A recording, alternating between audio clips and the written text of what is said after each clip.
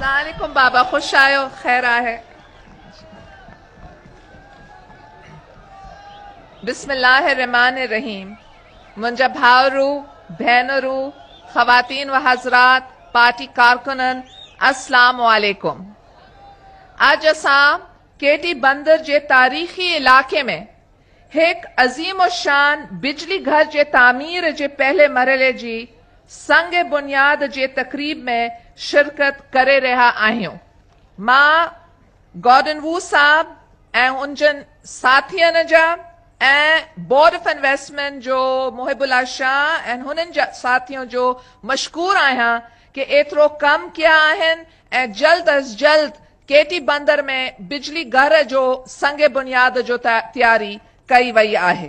Mister garden وو ہانے پانچے تقریر میں کیٹی بندر جے ہن علاقے میں اسلام سا تعلق جو ذکر کیو آہے.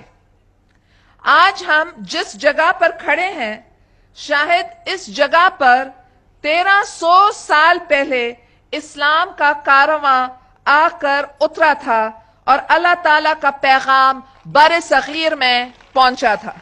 اس کارواں کا رہبر محمد بن قاسم تھا جس کو اپنی جان دے کر سندھ سے اپنی محبت کا قرض ادا کرنا تھا.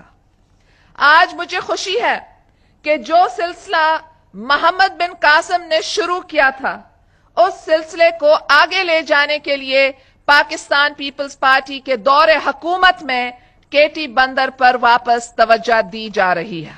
جس طرح محمد بن قاسم کے قافلے کے شہیدوں کے لہو سے پورے برصغیر میں اسلام کی روشنی پھیلی تھی، اسی طرح قائد عوام ذوالفقار علی بھٹو کے لہو سے ان کے کارکنوں کی قربانی سے کیٹی بندر میں روشنی کا ایک نیا دور شروع ہوگا.